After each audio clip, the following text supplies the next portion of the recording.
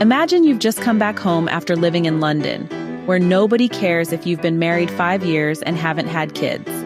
In fact, in London, people will probably cheer you on for being a cool couple who are living life on their terms. No aunties are whispering behind your back, no neighbors calling you selfish, and absolutely nobody is dragging you to some herbalist to check if your womb is working properly. None of your business, nosy!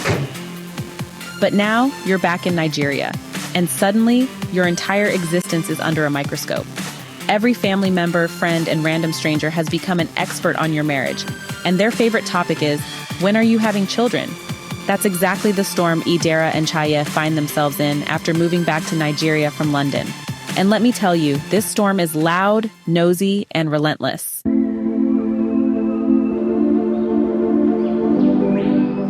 Idera and Jaiye are not your typical Nigerian couple. While living in London, they got used to a culture where having children is optional, not a duty stamped on your forehead the moment you say, I do. They didn't have to answer awkward questions like, so when should we expect the twins? Or endure unsolicited advice from family members who think they own the rights to your marriage. But in Nigeria, it's a different ballgame. The culture here doesn't play around when it comes to children. The moment you're married, it's like everyone, from your parents to the fruit seller down the street, feels entitled to your reproductive timeline. Tell me! For Idera and Jaiye, this becomes a living nightmare. Their decision not to have children, at least not yet, quickly turns into a national crisis. People start whispering, they've become too westernized. A whole 5 years of marriage and nothing? No cries of a baby? Is this even an African marriage anymore? Traitor. You are a traitor. And Jaiye's father? Oh, he's not holding back. He calls them selfish. Selfish for refusing to give the family continuity, selfish for prioritizing their lifestyle over tradition. The story asks a hard question here. Did Idera and Jaiye really make their decision based on logic? Or are they just trying to follow some modern trend that doesn't fit into their world? One of the most dramatic scenes in the story happens when Idera attends a relative's naming ceremony. Now, if you've ever been to an African naming ceremony, you know it's a loud and colorful affair. There's always food, music, and of course, a committee of self-appointed aunties who gather around the new mother, offering advice and debating who the baby looks like. Idera, just trying to survive the event, makes a few harmless comments. But guess what? No one listens. Why? Because she's considered barren. And in their eyes, what does a childless woman know about babies anyway? It's like she's automatically disqualified from the conversation. Disqualified! This moment hits her hard. For the first time, she begins to wonder if maybe, just maybe, she is barren. Up until now, it was just a decision between her and Jaiye. But suddenly, society's voice becomes too loud to ignore. To make matters worse, one of her relatives, a mother's sister who practically raised her after her mom died, decides to take action. This woman, with all the authority of a mother figure, drags Idera to a shrine to examine her. Now, picture this. Idera, a sophisticated, educated woman who once scoffed at these traditional practices, finds herself standing in a shrine out of pure respect for the woman who once mothered her. It's awkward, it's uncomfortable, and it's the ultimate clash between modern thinking and traditional expectations. Dear God, what have you done to me? Even though Idera doesn't believe in any of it, the experience shakes her. It's like every corner of her life is now screaming, "Where's the baby?" After the naming ceremony and shrine debacle, Idera drives back to her beautiful 4-bedroom house. At first glance, the house should be a symbol of success. It's clean, it's spacious, it's exactly how she wanted it. But when she steps inside, something feels different. Suddenly, the house feels too quiet, too empty, too lonely. She once hated houses filled with children, the noise, the mess, the chaos. But now, she's starting to wonder if maybe, just maybe, that chaos is what makes a house truly feel like home. This scene is so powerful because it's not just about having kids. It's about what their absence is starting to mean for Idera's sense of identity and fulfillment. The story I've just described is Indigo by Molara Wood. It's part of the anthology A Life in Full and Other Stories. And honestly, it is one of those stories that just kind of sneaks up on you. At first, it feels like a simple story about a couple's decision not to have kids.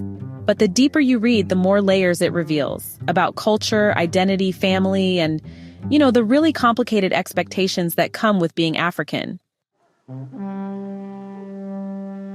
The story uses Idera and Jaiye's struggle to explore a bigger issue. Can an African marriage survive without children?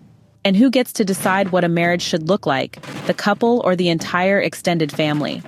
On one side, Idera's family is quietly panicking that the marriage might fall apart.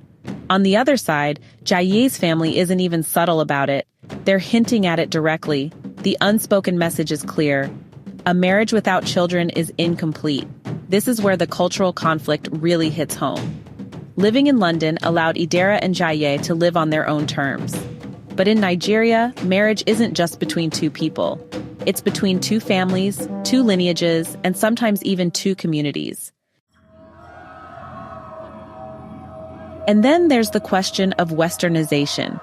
Just because you've lived abroad for a few years, does that mean you can easily shake off the values of where you came from?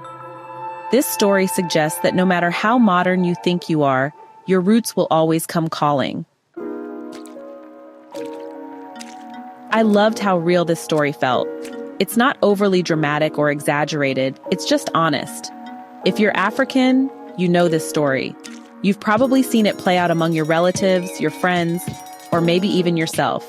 The pressure to have children isn't just encouragement, it's a cultural law, written and unwritten, and anyone who dares to challenge it is often seen as rebellious or broken. Idera's journey from being confident about her decision in London to questioning everything in Nigeria is so relatable. It shows how easy it is for our beliefs to crumble when we're surrounded by voices that challenge them. I also love how the story doesn't spoon-feed you answers. It doesn't tell you whether Idera and Jaiye are right or wrong. It just shows you their struggle, their doubts, and leaves you thinking, what would I do in their place? And that moment when Idera walks into her quiet house and suddenly feels the emptiness, that's brilliant storytelling. It's subtle but powerful, showing how emotions can sneak up on us when we least expect it. The author, Molara Wood, is a powerhouse of talent. She won the inaugural John LaRose Memorial Short Story Competition, and her work has been published internationally in journals and anthologies, including One World, published by New Internationalist in 2009. She has also written for publications like Sable Lit Mag, Humanitas, Chimarenga, Fafarina, and Per Contra.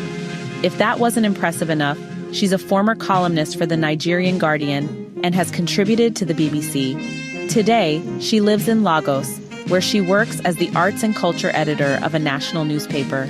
What I admire most about her writing is how she blends the modern with the traditional. Her stories feel contemporary, but they never lose touch with the cultural heartbeat of Nigeria. So that's my review of Indigo by Molara Wood. It's a story that hits hard because it's so close to home. It's funny, it's heartbreaking, and it makes you question where you stand when it comes to family, culture, and the expectations we carry. Hey, thanks so much for hanging out with me today. If you're interested in diving deeper into this book, I've left some links down in the description. You can use it to grab yourself a copy and keep the adventure going. And if you're in the mood for more great reads, don't go just yet.